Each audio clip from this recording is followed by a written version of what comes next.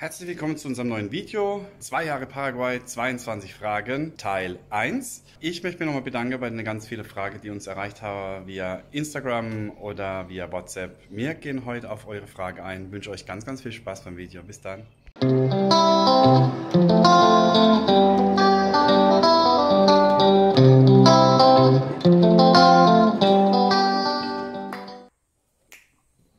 Welche bürokratischen Schritte musstet ihr unternehmen, um auszuwandern? Wir haben unsere ganzen Formulare organisieren müssen. Polizeiliches Führungszeugnis, gucken, dass die Reisepässe noch gültig sind, Geburtsurkunde, Zeugnisse von der Kinder.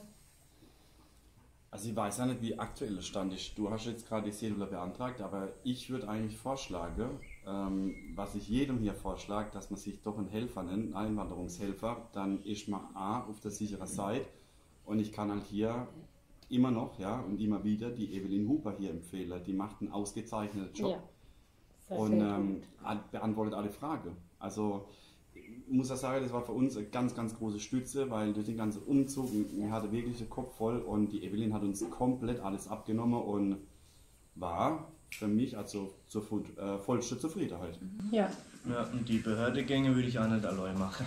Das ist zu viel, um das alles allein zu organisieren, also da auf jeden Fall einen Helfer nehmen. Ja. Welche Auswirkungen hatte die Auswanderung auf eure persönliche Entwicklung und eure Lebensziele? Gute Frage. Ja, das ist eine gute Frage. Das war jetzt nochmal die Auswahl persönliche Ziele und? Persönliche Entwicklung und eure Lebensziele. Entwicklung und Lebensziele. Persönliche Entwicklung bei mir, ich bin ruhiger geworden, also das heißt mehr tranquilo, also es hat schon abwärts das ganze Land. Die Einstellung hier, die Lebenseinstellung, das definitiv. Und ich kann mir die Frage nicht merken, die ist gut, aber ich kann was nicht merken. Eure Lebensziele und persönliche Entwicklung. Lebensziele sind nach wie vor die gleichen, weil es war ja ein Lebensziel, dann hier zu wohnen. Und die persönliche Entwicklung, ja, Demut. Definitiv viel mehr Demut. Und ja, mehr Tranquilo. Persönliche Entwicklung würde ich auch sagen, wenn man sich manche Sachen hier anschaut, dann weiß man viel mehr zu schätzen, was man hat, beziehungsweise was man hatte, was man jetzt eventuell nicht mehr hat oder was manche andere Menschen nicht haben. Man braucht da teilweise ja gar nicht mehr so viel, ja, wie in Deutschland. Also das war ja das, wo man in Capiata gewohnt habe, aus den 3-4 Koffer gelebt und also da hat schon ein Umdenken stattgefunden, definitiv. Für mich war ausschlaggebend, einfach aus dem Hamsterrad rauszukommen und das haben wir geschafft und es ist ja viel entspannter. Definitiv. Ja. Wie sieht eure Beziehung zu Familie und Freunden in der Heimat aus, seit ihr ausgewandert seid? Wir haben viel Kontakt über WhatsApp-Call, schreiben viel über WhatsApp. Ja, mal mehr, mal weniger. Ich meine, jeder hat halt sein Leben, die in Deutschland in ihrem Leben. Man hat die 6 Stunden Zeitverschiebung ist halt, ja. Was aber bald 4. Bald 4, ja. Ja, aber es ist so ausschlaggebend. Dann denkt man, oh, man ruft an und dann, Schon zu viel Uhr.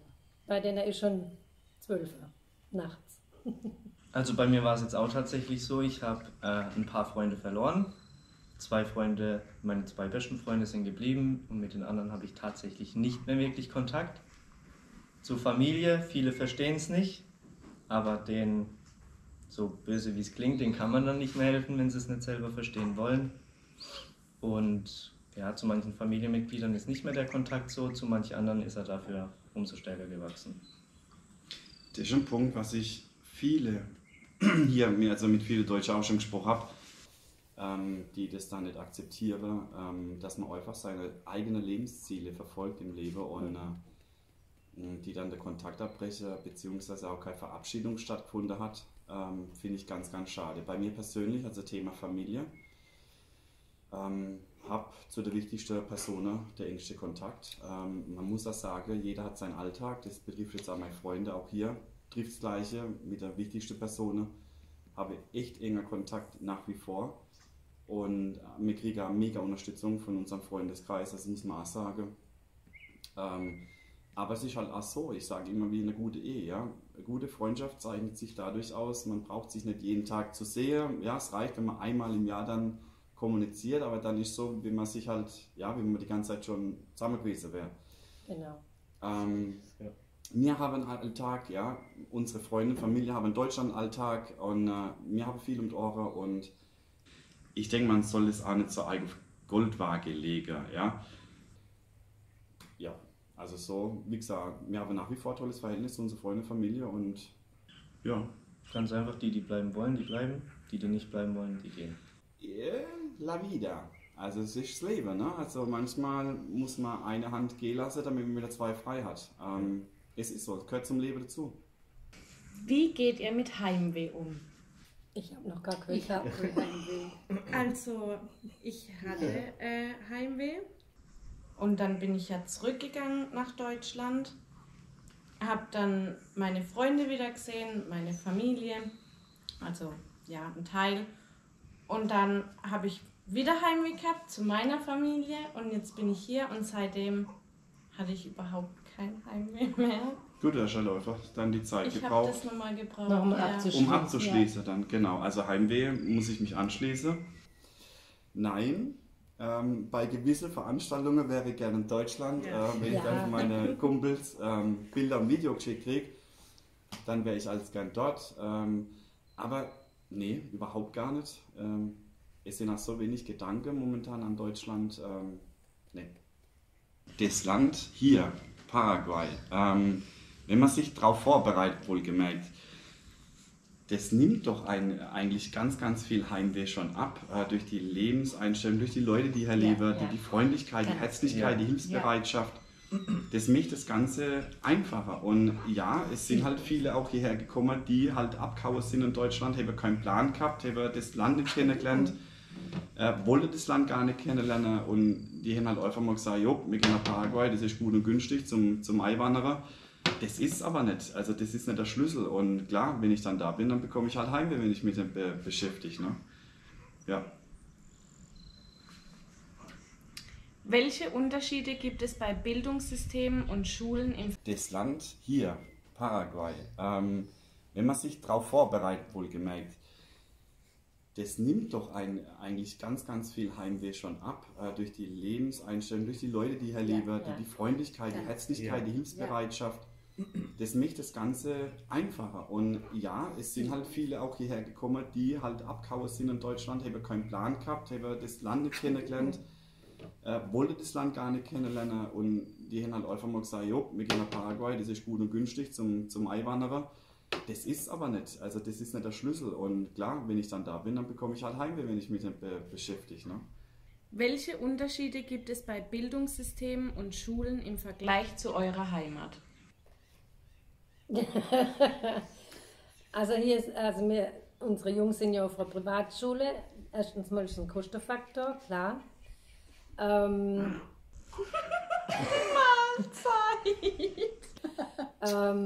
Es ist ein bisschen angenehmer wie in Deutschland. Also sie haben nicht die Scheuklappe auf wie in Deutschland. Die Kinder wären anders gefördert, muss ich sagen. Also sie kriegen geholfen, wenn irgendwie mit der Sprache ein bisschen hapert oder irgendetwas. Und es wäre die Lehrer helfen, die Mitschüler helfen. Also vom System her kann man sagen, ähnelt es dem US-amerikanischen System. Wenn ich Seite unterstützt, ja. auch sagen darf, ich habe jetzt zum Beispiel auch von den Brüdern von Mimi, von Luis und Diego, habe ich zum Beispiel, da helfe ich auch manchmal in Mathe zum Beispiel. Wenn man das jetzt mit dem deutschen Mathe vergleicht, ist es um vieles entspannter. Es ist nicht so viel Druck, man muss nicht so viel auswendig lernen.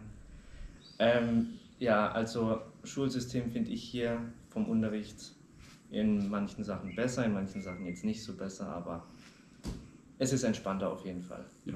Und die Kinder gehen nach wie vor gerne zur Schule. ja, Ja. auf jeden Fall. Und habe es, und da muss ich jetzt auch wieder Lanze brechen, für meine Jungs, ja, habe es fast ohne Spanischkenntnisse, sprechen sie mittlerweile sehr gut Spanisch und verstehen sehr gut Guarani. Also da muss ich sagen, toi toi toi und Hut ab vor den Jungs, was sie bisher geleistet haben in den 2 Jahren, muss ich sagen, wirklich Respekt. Wie habt ihr euer Netzwerk in eurem neuen Land aufgebaut, sowohl beruflich als auch sozial? Das ist dein Part.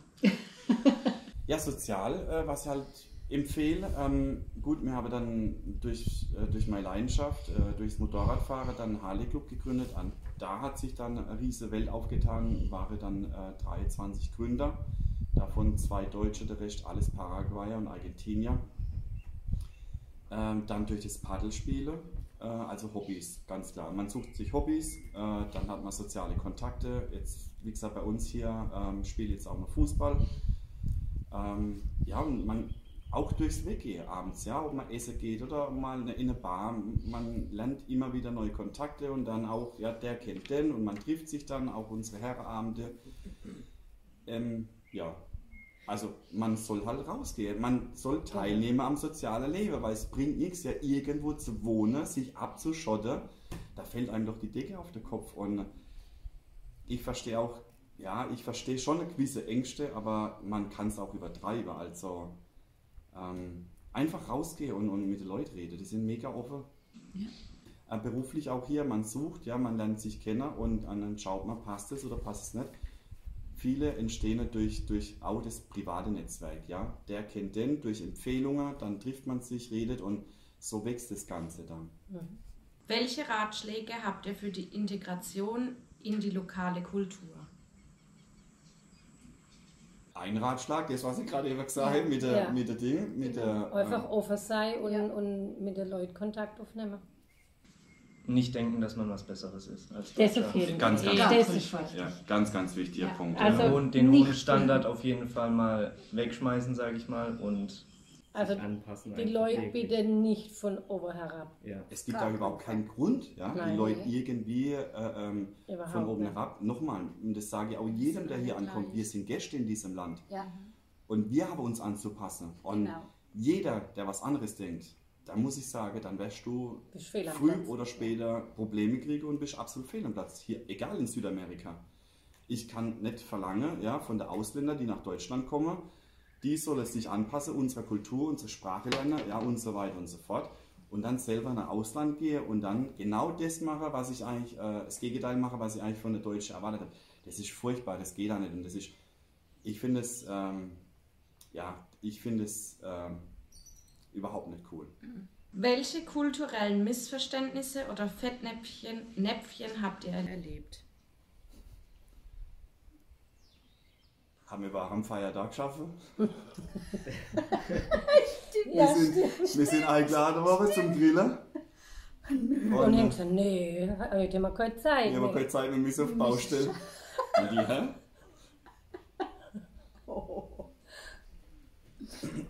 Sonntags ist ja, muss man sagen, ein Familientag. Also heute haben wir Sonntag, ist Familientag und das ist jetzt kein Fettnäpfchen, aber ja, da kommt halt die Nachbarschaft zusammen, es wird gegrillt, Bierle getrunken und ja, also das auch vielleicht noch zu der Folgefrage, dass man einfach mal rausgeht dann wieder.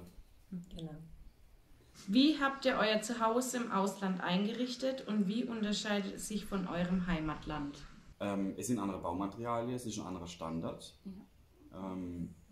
Trotzdem kann man mit dem Standard hier, also von der Bausubstanz, ganz toll was erreichen. Ja. Das ist Punkt 1.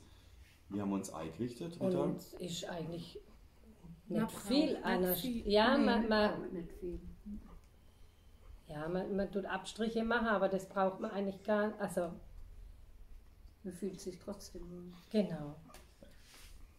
Das ist alles nicht mehr so wichtig, was in Deutschland wichtig war. Auch von der Einrichtung. Ich habe immer noch meine Couch, ja, meine Liege, meine Plastikliege von Dingen. Mir macht das nichts aus. Ja. Fernsehen gucken wir so gut wie gar keins mehr. Wir sind nur noch draußen eigentlich. Jetzt fängt heute Frühling, gestern Frühling. Gestern ist Frühlingsanfang. Der hat richtig mal eingeschlagen mit 40 Grad gestern. Ja, wir sind draußen. Ja. Welche erstaunlichen Orte oder Sehenswürdigkeiten habt ihr in eurem neuen Land besucht? Also wir waren an dem großen Wasserfall, wie hat er geheißen? Saldo Cristal. Genau, Saldo Cristal. War sehr, sehr schön. Dann haben wir schon die Ruine von der Jesuiter angeguckt, war auch interessant. Mehr habe ich jetzt noch nicht groß. Wasserfälle in Iguazu fand ich überragend. Ja. Nicht, also man kann es nicht beschreiben. Man kann es überhaupt nicht beschreiben. Da haben wir ein Video gemacht, verlinke ich euch mal. Dann, ja, auch hier in Encarnacion gibt es ganz, ganz viele Orte. Ja, wenn Isla Pompero oder die Cosme, wie heißt es, San Cosme y Damian, die Dünenlandschaft. Es gibt schon einiges zu sehen. Ja, Carmen del Paraná mit der Playa. Stimmt, ja. Wow. Ja. Es ist halt auch so, Sehenswürdigkeiten Paraguay. Ja, hat es Naturspektakel, sag ich mal. Aber so jetzt die ganz alte historische Gebäude hat man eigentlich dann nur, sage ich mal, in Asunción. Ja? Asunción ist, glaube ich, die älteste Stadt in Südamerika. Ja, also Natur, das ist ein Spektakel an sich. Und als Olli da war, waren wir doch auch klettern. Ja, stimmt. Ja, auch hier in Encarnacion in der Nähe, genau. Ja, fand ich auch cool. Ja. Welche Veränderungen habt ihr in eurer Lebensweise und Denkweise seit der Auswanderung bemerkt? Tranquilo. Ja. Alles ruhiger, langsamer, entspannter. Also, das ist mein Motto. Alles ein bisschen tranquilo. Wenn heute regnet und richtig regnet, dann gehen die Kinder halt mal nicht in die Schule. Fertig. Nicht schlimm. Macht überhaupt nichts. Da schreibt man WhatsApp an die Schule. Kinder kommen heute nicht, alles klar, Daumen hoch, fertig. Aber man muss ja sagen, dass das nicht dort liegt, dass man nicht fahren können. Nee, die Schule steht dann unter Wasser. Das heißt, die Kinder können dann schwimmen in der Schule. Und deswegen. Oder ein Stromausfall oder irgendwas, ja. Und dann, die meisten Schüler kommen dann eh nicht, also dann bleibt man daheim, fertig. Ja. Tranquilo. Ja, man braucht nicht mehr so viel einfach. Man ist die meiste Zeit draußen eigentlich. Entspannt.